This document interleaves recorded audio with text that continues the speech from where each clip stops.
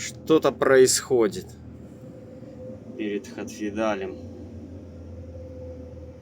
Хатфьельдаль.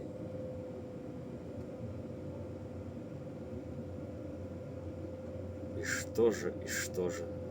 Не габарит, что ли? Здесь как раз подъемчик с его стороны, где он едет.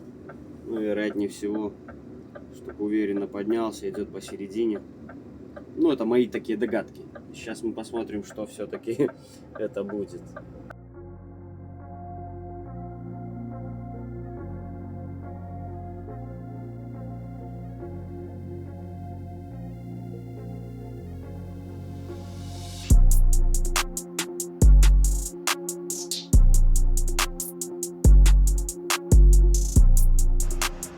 Всем привет, друзья! Вы на канале Tracker in Scandinavia.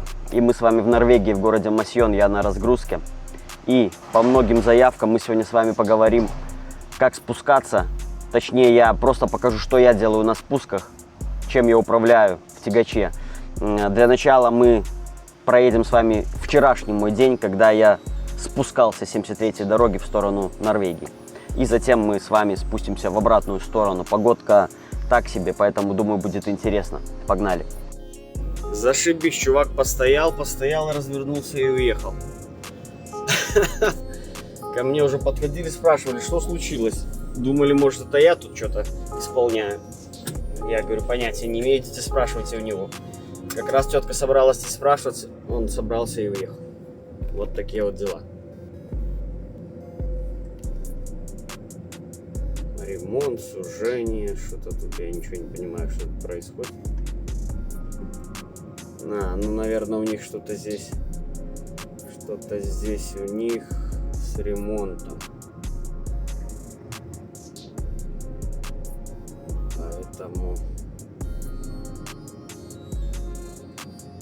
Поэтому здесь все вот так.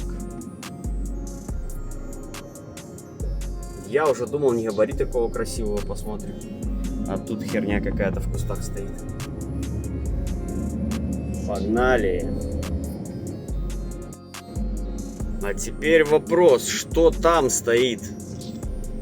Никак у меня через стекло не хочет пробиться. На аварийках какая-то машина на подъеме. Это мне больше сейчас как-то интересно. Как раз сейчас колечко у меня и подъемчик. И что-то там какие-то аварийки моргают. Что ж.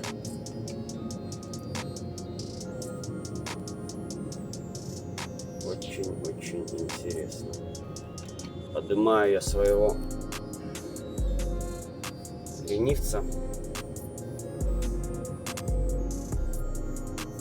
Потому что я предполагаю, что кто-то там все-таки не поднялся.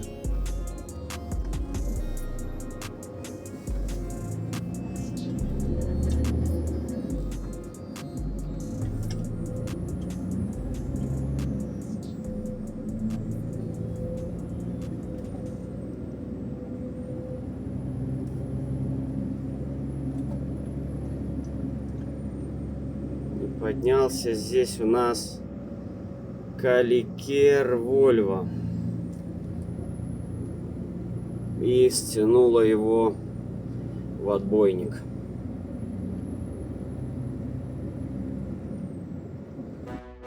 У меня же на подъем идет шикарно, с поднятым ленивцем.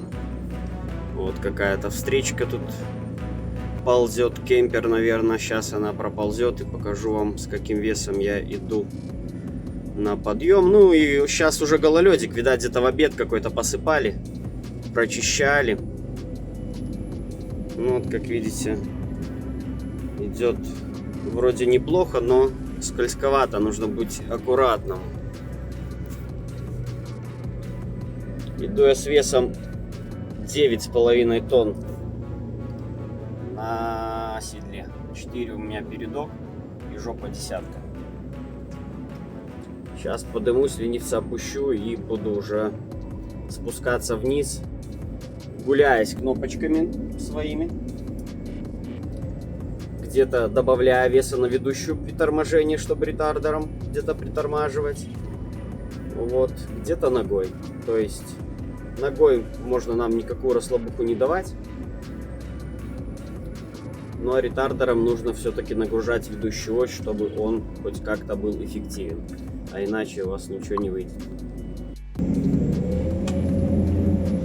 Вот вам доказательство того, что скользко. Я иду полностью с опущенным ленивцем. Собственно, вес у нас вот так выглядит. 5,6 тонн спереди, 8,9 седло, 5,6 ведущая, 3,3 ленивец. Прицеп все та же десятка. Ну и здесь, насколько я помню этот участок дороги, здесь не будет стоять знака, когда начинается у нас спуск. А спуск здесь, сколько он? Километра 3, наверное. Ну, то, наверное, примерно сейчас и начинается. Я, значит, накину сейчас на ведущую ось веса.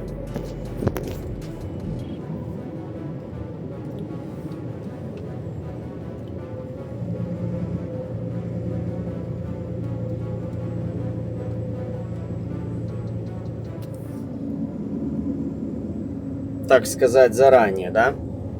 И получил я результат 7,5, 1,9, да? И передок сколько? 5. В целом нормально.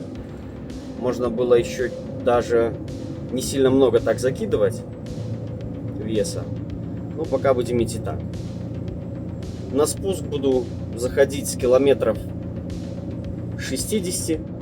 И в первом положении ретардера буду притормаживать. Как только какие-то будут вот типа таких поворотиков, естественно, ретардер я буду отключать. У нас ретардер — это первое положение. Он вполне хорошо себя чувствует, держит. Ну, вес, видите, у меня легкий вес. Назад я буду ехать по этому участку дороги, спуск будет в другую сторону, но я буду вообще пустой. Не могу я подловиться на нормальном каком-нибудь спуске, чтобы у меня был вес тяжелый. Ну, не ездим мы сейчас так. Вот я отпустил ретардер в поворотике, спокойненько дал ей прокатиться немножко. То есть смотрю по уровню, как идет, как эффективно притормаживает или нет. По максимуму, как бы, оптимально смотрю. Где-то нужно, я ногой без проблем приторможу. То есть нога — это у нас контроллер, выравниватель и так далее. То есть хоп-хоп, мы спокойно затормозили всеми колесами. Вот скорость до 50 упала, мы спокойно заходим в повороты без всяких проблем. Дорога плавненько идет здесь на спуск. Когда-то она должна немножко стать покруче. Вот я не помню просто-напросто, в каком она тут месте стартует. Но знака здесь нет. Его не было, как и перед кольцом, где Volvo повисла. Что подъем у нас. Просто кольцо, ты вот должен видеть, ага, подъем. Хорошо, поехал. Я, значит, издалека мне было видно. На камере, может, не было видно, что я видел четко, что дорога, то есть, ну, свободная, там проезд есть. То есть было видно и понятно, что он как-то очень сильно был прижат. Вот, поэтому я с полной уверенностью пошел на этот подъем, понимая его, что я его объеду без проблем. Так, вот наш еще следующий участок спуска. Я пока на ноге. 50 у нас км в час. Заворотик, держу на ноге спокойно. Если бы был у меня тяжелый вес, скорость бы я уже начинал спускаться с гораздо меньшей. То есть начал бы с каких-нибудь 50, да? В этом месте я бы где-то ехал 35 примерно. Ну и здесь даже как бы у нас некогда нам ретардером поддерживаться.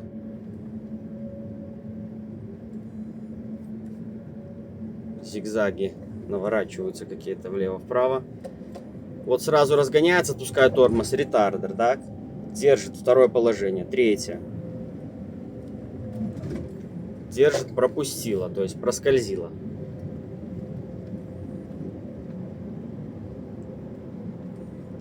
Перешел на ногу, то есть, да, проскользил. Как только чувствую под жопой проскользь, да, от ретардера, сразу, конечно, ногу убираю. Но здесь нету, здесь без вариантов, что придерживаться нужно без всякого ретардера. Тем более, когда сильно скользко и поворот за поворотом делать нечего. Сбрасываем просто скорость. Можно, да, можно мне сейчас, вот я сейчас скину скорость до 30 4 и включу второе положение. Что у нас будет происходить? 41. Перестало разгоняться. Можно и на медленной скорости аккуратно ползти, да? И у меня ко всему к этому есть еще запас придавить окончательно седло, то есть перекинуть полностью вес ленивца на ведущую ось, и тогда еще эффективнее будет, но понимаем сами, что рулежка у нас как наверх, так и вниз будет все равно хуже. Здесь пошел разгон, притормаживаю я ретардером сразу же, прямая у нас, до поворота, поворот я вижу. Плюс всегда включаю карту, у меня навигация там не работает, ну в смысле она не работает, она просто не включена. И вот до поворота я хорошенько скинул скорость ретардером, без торможения ногой. И здесь я его могу приотпустить обратно. Сразу скорость у нас пошла наверх. Ну и покатилась спокойненько, 50 уже, видите, то есть каждый случай, каждая дорога, каждый вес, это все индивидуально. И здесь я ни в коем случае не даю никакие советы, я никого ничему не учу, просто я показываю, что делаю я. 60 у нас уже слишком дохрена, видимо, кочку попытаемся притормозить. Сколько сможем, сильно не помогло, начинаю ногой, то есть притормаживать. Что еще я делаю? Собственно, в целом, плюс всегда это идет игра веса, ленивца, то есть ретардер, нога, чтобы, конечно же, тоже на затяжных спусках нам не... Можно вообще в целом сейчас опустить нам полностью, да? То есть не опустить, правильно, опустить ленивца. У меня вес сейчас перейдет полностью на 2 оси. Тогда тягач, конечно же, устойчивее со спуска. Это даже не обсуждается. Но торможение ретардером у нас становится практически нулевое, когда вес легкий. Когда вы тяжелый, да, здесь тоже другая ситуация. Вы более уверенно можете тормозить ретардером, когда у вас тяжелый вес. Ну и, конечно же, чем вы тяжелее, тем больше вероятность машинка едет на подъем. Как-то он там так неуверенно едет, если он вообще едет.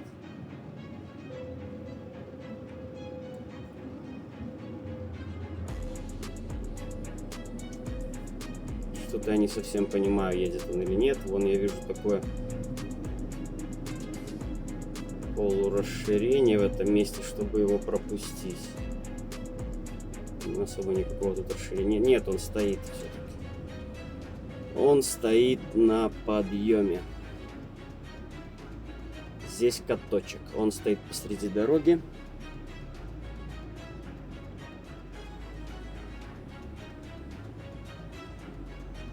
Главное, чтобы он сейчас не делал никаких резких движений.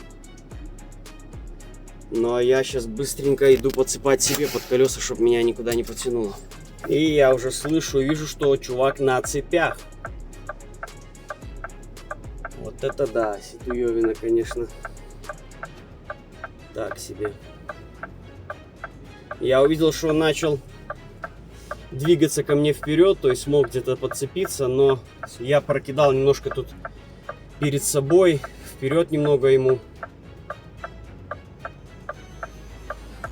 И быстренько запрыгнул, чтобы закрыть двери, чтобы он, в случае чего, если он, ничего у него не вышло. Далеко он не проехал. Ладно, сейчас будем смотреть, что будет происходить. Я вижу его просто хвост прицепа. Мне в случае чего, как только его хвост прицепа уйдет, постараться проехать. Но хвост прицепа пока что его мне мешает. Хотя бы чуть-чуть, чтобы он его убрал. Я сложу зеркало пока что.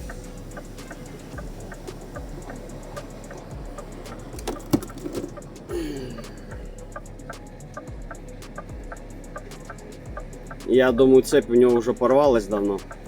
Так буксует.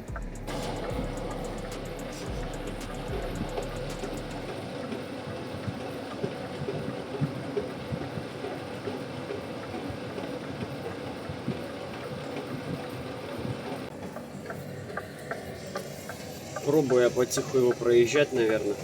Места мне уже хватает. Двухосник.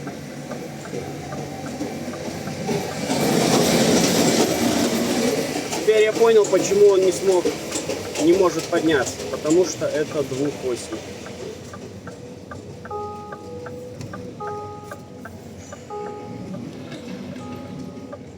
Да, запах стоит уже капитальный. Он сейчас сотрет себе всю резину.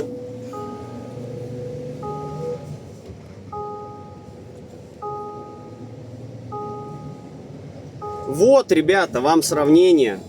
Почему я всегда во всех своих видео говорю только об одном.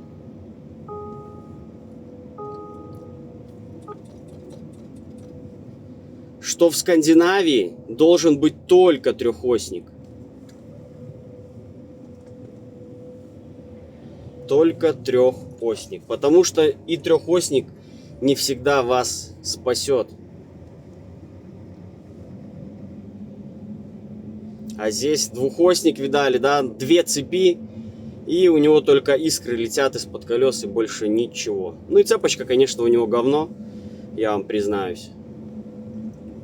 Эта цепь не для такого подъема. Все, иду я дальше на ноге на спуск.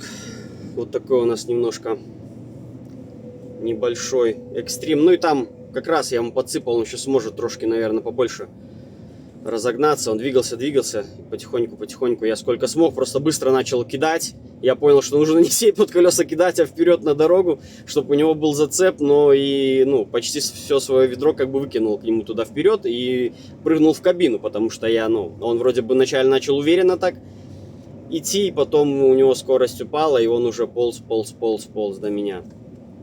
И там уже сейчас дальше он, думаю, должен забраться. Сразу хочу всем пояснить. Это цель видео не обучение, не совет, ничего. Это просто мое вождение. Очень многие просили, как на спусках, что ты делаешь. Вот я, в принципе, вам рассказываю и показываю, что я делаю на спуске. Значит, я почему так категорично говорю, что это не обучение, это не советы. Потому что у каждого своя голова на плечах. И я не хочу, чтобы кто-то повторил за мной что-то, у него там не получилось, или что-то вышло не так, и он попал в какой-то косяк. Не поднялся, или стянуло, или еще что-то пострашнее. Поэтому, ребят, каждый должен принимать решение сам, как ему ехать. С поднятым ленивцем, без ленивца, на двухоснике, на трехоснике, 6х2, 6х4, кто на что гораздо. Здесь по работе в Скандинавии, в частности в Норвегии, в Швеции проблем меньше. В Швеции как обычная дорога, просто что нужно быть внимательным, гололед, свои особенности северные присутствуют. Поэтому конкретно больше у нас Норвегия все решает. Я с самого начала на канале во многих видео говорю всегда, нужно знать дороги. Вы должны знать все дороги. Если у вас есть возможность проехать по другой дороге, проедьте по ней, там, посмотрите, что там. Понятное дело, в зиму там рисковать не надо. Но по лету старайтесь, если есть у вас возможности, проезжайте по разным дорогам. В частности, я говорю про, конечно же, самое популярное направление, это Берген, где у нас дорог 5 штук идет туда. Вот, только разные расстояния. Самые основные это 16-я, 52-я и 7-ка. И вот там супер профи мне в комментариях выписывали. Да чё туда сунуться? Да я только я там. Да я тут профи 50 лет уже, я езжу тут в Скандинавии. Да по 7-й там нечего ехать. Хорошо. Элементарная ситуация. Я никому ничего доказывать не собираюсь. Элементарная ситуация, которая была и не раз лично при мне. 52-я закрыта, там кто-то раскорячился. 16-я закрыта, там кто-то раскорячился или из-за погодных условий. 7-ка открыта. А вы 7-ку не знаете. Зима, разгар зимы. Там тоже метет, там что-то происходит, движение в колонне, но она открыта, ехать можно. Что вы будете делать? Все, обосретесь и будете стоять? Или поедете? Вы ее не знаете. Хорошо это? Нет, не хорошо. Поэтому вот, о чем я и говорю. Здесь, например, в моей ситуации я еду по 73-й дороге. Ехал я и в Норвегию по ней, и еду по ней обратно. Вчера тут были косяки, тут один к отбойнику прижался, второй не поднялся на цепях, двухосник, да, все видели, все вам показал. До этого шеф мне говорил, едь по 12-й дороге, не едь на 73-ю, бо там будет хуже, туда-сюда, ну короче. Я поехал все равно по 73-й. Потому что, ну и что, я посмотрел, она открыта, там не идут осадки, все хорошо. Я поехал по ней. Для чего? Для того, чтобы знать четко и на 100%, ну пускай, ладно, на 100, конечно, я загнул уже. Но я буду знать все ее нюансы, где подъем, где мне нужно газовать, где мне нужно опустить, где мне нужно поднять ленивца. И я буду с уверенностью ехать, без всяких проблем. Как и сейчас, я еду на подъем, все хорошо, вон он там впереди еще один сейчас будет. До городка, как он называется там, да? Забыл я. На Х. Харальдфьедален, или там его, короче, не выговорить. Ну вот. Там кольцо внутри этого городка. С обеих сторон подъем. Почему вчера Каликер не поднялся, по какой причине, я не знаю. Я же сразу увидел ситуацию, просто поднял ленивца, дал газу и пошел на подъем. Все, у меня проблем никаких не было. Поэтому нужно смотреть на дорогу. Еще один момент. Не на навигацию. И вот какой совет я на 100% дам, да, это те, у кого сейчас 20 навигаторов стоят на лобовом стекле, телефоны, планшеты, компьютеры, 5 навигаторов, там еще что-то там, да, выкиньте их все, соберите просто в кучу и выкиньте в мусорку. Ну ладно, продайте где-нибудь. Оставьте себе один навигатор, который вас будет вести к точке выгрузки, а не по маршруту. В Скандинавии все очень просто. И нужно ездить и смотреть всегда, чтобы у вас работала голова и работали глаза. Вы должны смотреть не перед машиной, вы должны смотреть за горой и так далее. Вот место, где вчера шкрябся двухосник, мы с вами проезжаем. И я вот смотрю, вот он дальше уже пошел вроде бы нормально, да? По следу. Нет, еще какие-то вот царапки есть, видать, он тут еще и по обочине прошелся. Но пошел он все-таки дальше, я так понимаю, да? Мы смотрим на следы просто, что тут происходило. Ну и затем, скорее всего, после него уже, когда он поднялся и спустился, проехалась посыпалка. Я сейчас еду, вот как бы утренняя подсыпка, сейчас 12 часов дня. Едется у меня отлично, я пустой. Вот, на тормоза проверяем.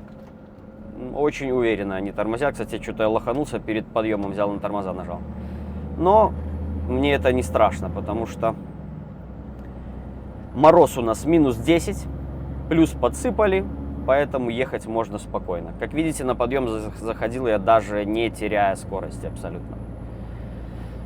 Зачастую в Норвегии за счет рельефа, да, местности, гор, вы иногда можете не понимать, что у вас впереди даже подъем. И вы просто из-за поворота выходите, а там подъем, действительно, уже виден. Вот. И дорога может быть плавная, плавный может быть подъем, например, там 5%, да? Вы будете идти, вроде бы все хорошо, да, у вас 30 тонн, правда. А это 10 километров. У вас затяжной подъем в 10 километров. И спуск такой же, например, будет. И вот это тоже места такие вот обманчивые. И вроде едешь, начало подъема, сухая дорога там, или, например, как у меня сейчас, да, посыпано, мороз. Идешь, а выше, и там начинается какая-нибудь дичь. Вот. И все, прилип. Есть видео подобное у скандинавского бродяги, вот очень четкое видео. Оно у него там набрало больше 1 миллиона просмотров. Он ехал как раз-таки вот по примерной дороге, как я ее описал. Очень длинная, затяжная была дорога. И все, лед, гололед, и там Норвега стянула с дороги прямо на глазах. Вот, поэтому голова, в первую очередь ваша личная голова, должна работать и понимать, что вы где делаете. Ну и сейчас мы где-то тут добираемся, начнем спускаться. Я вам особо-то ничего не продемонстрирую, но просто выскажусь все, что я по этому поводу думаю, да. Ну и в продолжение, следующий немаловажный фактор. Мы с вами чуть позже заедем на стояночку с красивым видом. И я вам покажу, в чем у меня в данный момент проблема в тягаче. И у меня было на канале видео о этой машине. как она за зиму прошлую 3 раза побывала в кювете. И, собственно, примерно я причину узнал ее. Был, водительский фактор, конечно же, никто не отменял. Это не соблюдение скорости при гололеде, там, как они там ехали, я не знаю этого, да. Но я знаю точно, что в ней на данный момент не так и почему она отличается от наших V8. Вот встречечка. Пропускаем, пусть идет на подъем. Здесь такой небольшой был подъемчик. Тоже, да, не забываем про этот момент, конечно же. Прижмитесь, вы на спуске. Максимально прижмитесь, сбросьте скорость, чтобы встречка, грузовик смогла, не парясь, так сказать, спокойно залетать наверх. Ну вот кемпер иногда вообще чувствую себя очень широко. У меня такое огромное желание есть просто вот один раз шугануть его, чтобы он оказался в кювете, и его достали. Ну потому что 2 метра от обочины он едет на супер своей широкой машине чуть ли не посреди дороги. И я на фуре должен прижиматься к обочине. Ну, вот у людей отсутствует вообще здравый смысл в целом, да, и понятие о ситуации на дороге и что нужно делать на таких участках дороги. Он едет, он просто, как и распространенная ситуация есть, когда вы идете, впереди видите огромный затяжной подъем, вы разгоняетесь, и перед вами с поворота выползает что-то непонятное. Все, вы теряете скорость. Это то, что выползло из поворота. Также в развалочку он едет куда-то там не спеша, не понимая о том, что у вас скользкая дорога и вам нужна была скорость, чтобы заскочить на подъем. Вы встали, все, приехали. У вас двухосник, резина М+С с горкой трехпиковой, которая как камень, вот, без ламели, но М+С, да. И все, викинг, поехал. Ну, это такое самая вам реально распространенная ситуация на самом деле. Очень частая. Ну, про резину тоже. То есть можно говорить в каждом видео о ней, что М+С с трехпиковой горой это не показатель, вообще ни разу не показатель. Для Скандинавии у вас должна быть резина нормальная, мягкая, ламель, все как положено. И, а дальше уже на вкус и цвет. Кому-то нравится такая, кому-то нравится сякая, кто на какой привык ездить. Также, в принципе, это относится ко всем регионам, где зимы, да. Единственное, что с поправкой, где какие-то зимники, там другая ситуация. Об этом будет очень интересное видео. Выйдет у меня на канале. Надеюсь, к воскресенью я успею его сделать. О зимниках России нам расскажет непосредственный участник этих ежегодных зимних испытаний. Поэтому будет очень интересно. Ну и у меня здесь последний этот хребет, и у меня начинается спуск уже к Харфидалину. Надо включить, посмотреть на навигации вообще, сколько мне до него ехать. Значит, что? Я пустой. Вам расскажу, что у меня по развесовке выходит. 4,9 у меня передок. 7 тонн у меня седло. 7 тонн у меня прицеп. Горный тормоз, ретардер работает. Вспомогательные эти все системы у меня на отключенном состоянии. Никаких автоматических подтормаживаний, ничего, чтобы у меня не было. Это первое. Во втором положении она у меня тормозит. Ну, сами видите, дорожка здесь была посыпана, плюс такая ребристая немножко. Поэтому здесь вам что-то показывать нету смысла. Тормозит и тормозит в целом. Вот даже попробую сейчас вам. Вот на максималку включил, ее сносит, поэтому нужно действовать аккуратно. Первое включили, тормозит, попробовали второе, да, положение. Вот как я делаю, опять-таки. Хоп, проверил, второе, третье, надо больше, пробую, сносит, перешел на педаль. Все, как бы я в целом вот это вот все сказал, все по ситуации. Всегда ситуация разная, покрытие разное, вес разный, все разное. Кнопочки гуляемся, разгрузка, подъем ленивца, опустить, поднять, разгрузить, загрузить. у вас постоянная игра, я всегда как-то тоже это говорил раньше, не помню, когда последний раз, но у вас вот игра на пианино, две ваши кнопки, разгрузка и поднятие, у вас вы постоянно ими торкаетесь от разных ситуаций, тогда вы успешно и четенько едете. Вот. Но на пустую я еду всегда, естественно, с поднятым ленивцем, тут нету смысла его пускать никакого, это создаст, как я лично считаю, дискомфорт в езде. Но вот я ехал вчера, например, вес был у меня там около 7 тонн, наверное, может быть 6500 каких-то. И я игрался именно что. Но большую часть дороги по прямой я ехал с опущенным ленивцем. И здесь, опять-таки, это приводит к проблеме, которая в этом тягаче, о которой мы с вами поговорим на стоянке. Что я делаю на спуске с тяжелым весом? Это, конечно же, в первую очередь выбор скорости. И все тоже по ситуации, какой у нас уклон, знаю я его, не знаю.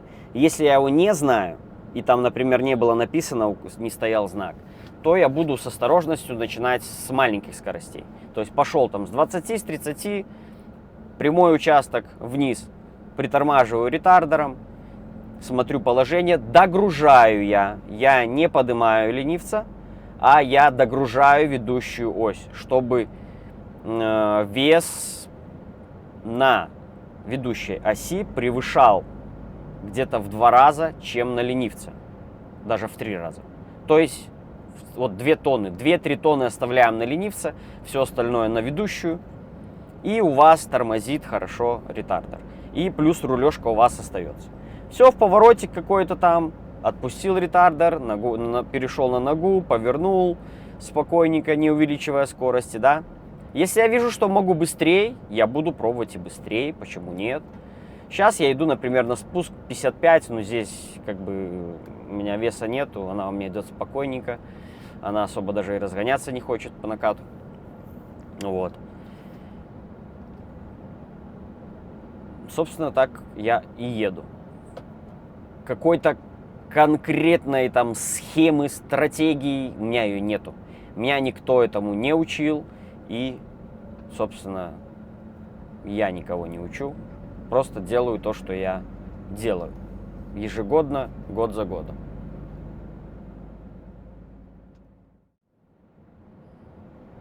Единственное, да, говорю, что вот чудесная дорога, что здесь нету указателей, сколько там процентов, где подъем, где спуск. Нету здесь места, где цепи надевать, как с той стороны, так и с другой стороны. Чудесная дорога, на самом деле. Ну и с большей степени, конечно, редко такие встречаются дороги, которые вообще не обозначены ничем. То есть она есть, 73-я дорога, хорошо. Остальной информации нет. И здесь вот работает этот фактор, что нужно знать ее, просто-напросто знать. Ну, конкретно в моей ситуации она частая. Поэтому почему по ней и не покататься, когда есть возможность.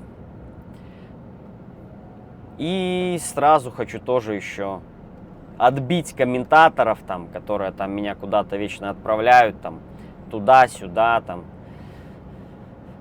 Просто что я могу сказать, что я езжу сейчас по таким дорогам, по которым ездит моя фирма, и все по ним ездят. В Норвегии есть гораздо дороги хуже, в 1000 раз. Затяжнее подъемы, затяжнее спуски, разного уровня и так далее и тому подобное. Но в данной ситуации я просто всегда об этом говорил, что есть проблема, что здесь у меня ограничено это все. Поэтому сравнивать не надо с чем-то, если вы не знаете вообще, что вы пишете. И вы никогда в жизни не были в Норвегии, и вы не знаете, какие здесь есть места, какие здесь есть дороги и все остальное. Например, в лето вот я ехал специально дорогой, поехал в объезд на затяжной, там сколько там было, 11-12 этих самых процентов, да, подъем, спуск потом шел на ней. Точно так же я в обратную сторону ехал. Вот такая дорога будет веселая, но как только я попаду куда-то, естественно, я это покажу на канале. Вот, конечно, шансов мало, но что поделать. Работу менять только из-за того, что я езжу не по тем дорогам, которым надо. И где мы тут уже подбираемся почти последние пару спусков. Не будем мы в Хатфьедаль.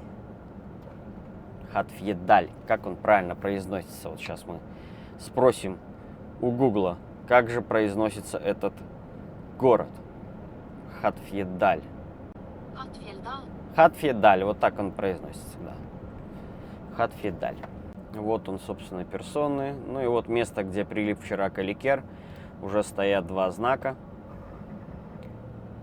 Что у нас тут проблемка? Ну, трошки придавил, но, видите, удержал его отбойник, я вам хочу сказать.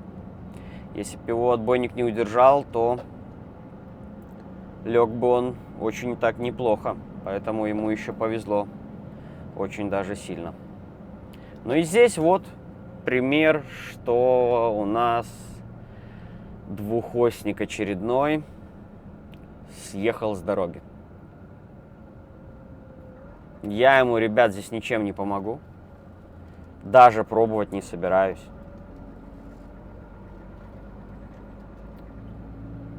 Стоит, все, он будет ждать только викинга.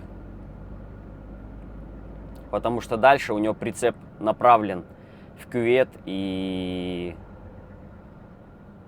есть вероятность, что стянет и прицеп. Слушайте, так это тот вчерашний, если я ничего не перепутал. Слушайте, да, походу? Но он уже почему-то без цепей. И здесь, да, я на него засмотрелся. После кольца подъем. И здесь еще, как назло, сейчас ремонт дороги. Ну, как бы вроде все хорошо. Слушайте, ну, конечно, не фартовый чувак. Я не знаю, зачем он снял цепи. Ну, по крайней мере, да-да, и с той стороны, по-моему, тоже ничего не было. Вчера он был полностью на цепях, ну и потом он, я так и не понял, он спустился в городок и снял цепи, или что он сделал. То есть действие было непонятное. Ну, он, я думаю, извлечет сейчас свои уроки. Во-первых, здесь нечего делать на двухоснике, не то, что в целом на этой дороге, я всегда говорю, в Норвегии. Кстати, Норвегии хотят принять поправку у себя в правилах, и чтобы в зимнее время, там с ноября по май, двухосные тягачи доезжали только до Осло. И дальше, чтобы они никуда не ехали. И это будет шикарное решение. Это избавит от проблем огромных. И из-за этих вот зависалов, из-за двухосников. Потому что это тоже распространенное явление, что двухосник раскорячился, за ним трехосник не поднялся. Да, здесь, конечно, ремонт тоже такой на подъеме совсем не красивый. И никто не регулирует как бы движение. Все у них так спокойненько здесь. Хотя вчера машинка стояла, держала. Что она там держала, непонятно. Ну и типа, может, они решили, что посыпали дорогу, значит, все хорошо. Ну, здесь вот подъем с кольца вот за Латышом этим получается сколько по километрам, чтобы вам не соврать. Ну, километра 3 подъем. Он немножко вот приспускает, и дальше опять он еще пойдет уже до верха. Такой здесь хорошенький подъемчик. Для пояснения всем, кто не понимает, что такое вообще Норвегия, Скандинавия, здесь законом запрещено исполнять то, что исполняют, например, в России, да, там, или в Казахстане, или еще где-то. Здесь никто никого не тягает. Здесь просто приедет полиция, выпишет тебе штраф за то, что ты херней такой занимаешься, и на этом все будет. Во-первых, ты подвергаешь риску других участников движения, плюс самого себя. Я считаю это полностью правильным.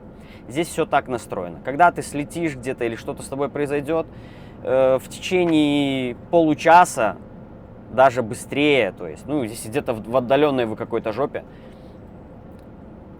к вам приедут все. И в первую очередь приедет полиция, пожарники могут приехать и скорая. Все. Вот. Ну, может кто-то одна какая-то служба приехать.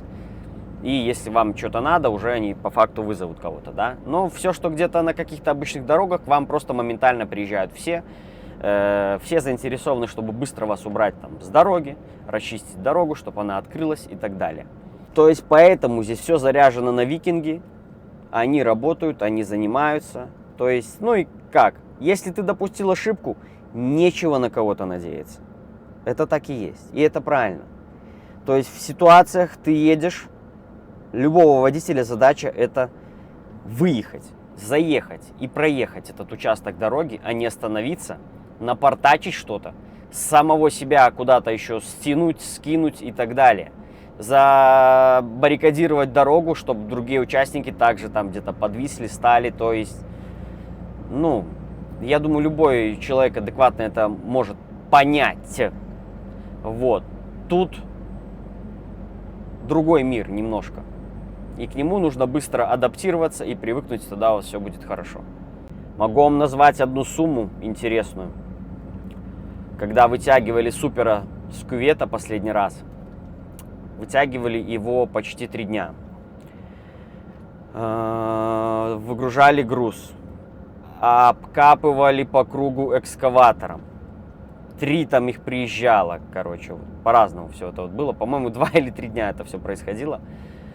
И сумма была в 20 тысяч евро за все те движения. К сожалению, больших там у меня нету.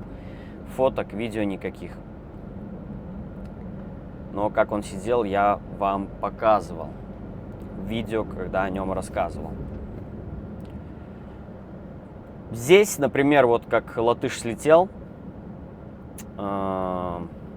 примерно выйдет ему, его вытянут, и, вероятнее всего, его наверх потащат еще. Тут уже как они порешают и как договорятся.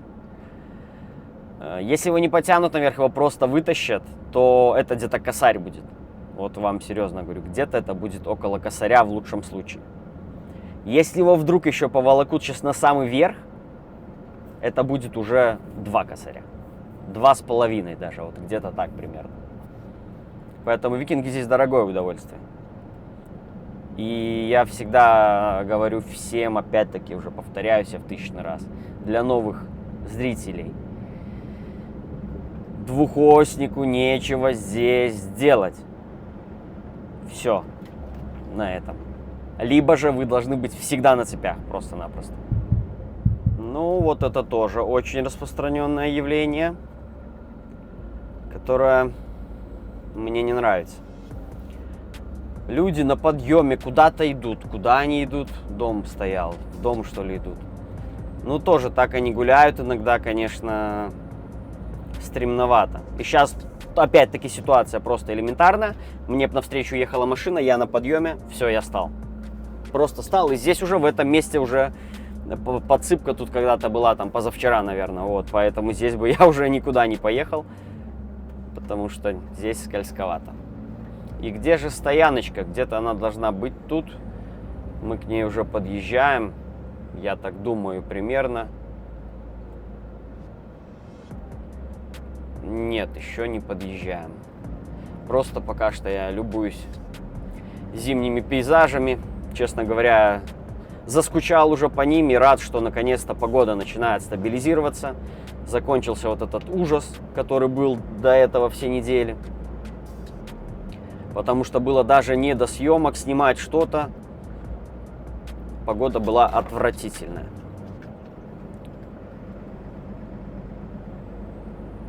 Здесь же уже, конечно же, красота. Вот я спокойно иду 80 км в час по шикарной прям дороге. Радуюсь пейзажам. И стояночка все-таки она вот где-то должна быть, наверное, за этим подъемчиком, да? Или нет? Проверим, кстати, сейчас. Я уже был на этой стояночке, делал обзор. Проверим, открыто ли здесь вообще помещение с телевизором. Висит ли телевизор, если оно открыто. Так, слушайте, опять что ли я... А, вон знак я уже вижу. Последний подъем еще остался. Потому что я помню, что стоянка, и за ней уже как бы дорога уходит от озера в сторону. И вот она 1,2 километра. Варнтрес, как-то она так называется. И здесь проезжал я в прошлый раз, стояли, работали транспортники. Очень по-интересному они стояли.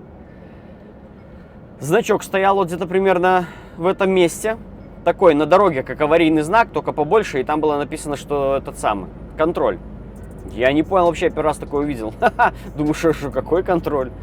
Я поднимаюсь дальше, действительно стоит контроль, несколько машинок, но мне машет, мол, едь давай, не тормози, едь. И я поехал дальше. Ну вот бывает и такое, да. А здесь просто дорога, когда была закрыта из-за схода поезда, здесь большинство компаний начало ехать в объезд. Гертека, Норлоги, все, кто тут больше ездит, они перлись сюда.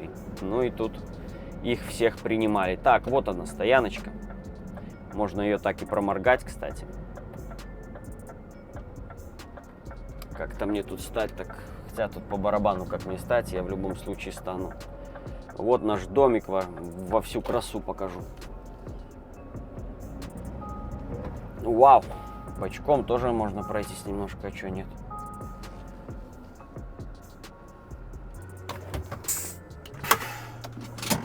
Эх, ляпота! Как там в фильме говорится? Ляпота-то какая! Ляпота! Не думайте, прогрев у меня двигателей, потому что на улице сколько у нас? Ну, машинка сейчас стоит минус 7, где-то минус у нас 10 по факту будет. Может быть меньше. Ну и сейчас мы проверим, как он у меня полетит в мороз. Постоит, пускай минут 5 потарахтит на холостых. И что я вам хотел показать? А хотел я вам показать, собственно, вот что, как у нас стоит седло в этом тягаче. И, как видите, оно стоит у нас не над ведущей осью, оно у нас двинуто к ленивцу. Это в целом не очень хорошо. И почему же это нехорошо? А все потому, что тягач у нас супер, легче, чем V8. И легче он на 500 килограмм по документам. И в целом развесовка выходит на переднюю ось у нас почти на тонну разница выходит. И прошлую зиму я в целом ездил на V8, и не сказать, что это был какой-то дискомфорт, в целом меня все устраивало. Вот. Ну и вопрос тут не поднимался. Сейчас же я понял, что это очень дискомфортно выходит. То есть этот тягач, получается, уступает V8 в управляемости с таким расположением седла. И поэтому я сейчас шефа давлю на то, чтобы мне переставили все-таки седло. Вот. Но ехать можно, конечно же, уже совсем по-другому просто ты себя ощущаешь. Я думаю, это не стоит об этом объяснять. В целом седло должно у вас стоять над ведущей осью, и тогда у вас все четкие развесовки на передок, на ведущую ось и все, что нужно. Вот. Это самое правильное расположение у вас получится седла. Я раньше всегда так ездил, и всегда все было у меня хорошо, управлялось все очень тоже хорошо. Пройдем с вами, посмотрим, как тут обстоят дела, закрыта ли комната или нет. Или все-таки тут можно... Нет. Ух, хорошо как. Кстати, я в прошлый раз не отметился в книжечке, поэтому сейчас я здесь и отмечусь. Телевизор, как видите, висит на месте. Он включен, все как положено, лежит пульт. Даже флешку кто-то оставил с фильмами, возможно. Вот. Классно, конечно. Постоять. Особенно, когда, наверное, вот снежок здесь валит, такой капитальный морозец по 30-очку, и стоять, смотреть в окошко. Ха-ха, Беларусь, Миоры. 6.11.2024. Фирма Артима, Литва. Так. Посмотрим еще, кого, может, мы найдем здесь. Тут кто-то что-то все не на нашинском языке идет. Так, ну ладно, не буду я терять время. Ручка, карандаш, ручка есть, да? Ну что мы пишем? Дата у нас сегодня 19-го. Почерк у меня корявый, предупреждаю. 11-го, 24-го. Что я напишу? Всем привет от Tracker in Scandinavia, так? От Федора и канала Tracker in Scandinavia.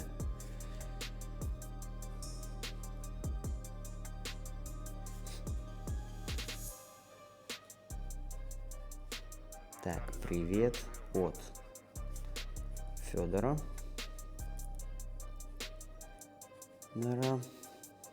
И канала Тракер. Я забыл, как пишется.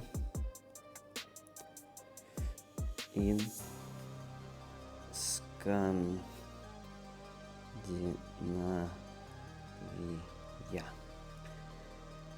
Оп, оп, оп. Ну,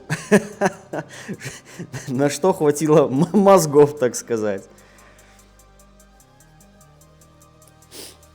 Вот как-то так. Беларусь, да, точно, чтобы все понимали, что это Беларусь. Беларусь.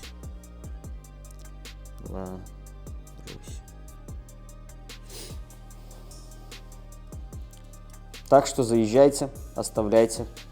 Ссылку на паркинг оставлю вам в описании, чтобы все посмотрели, где эта стояночка чудесная находится.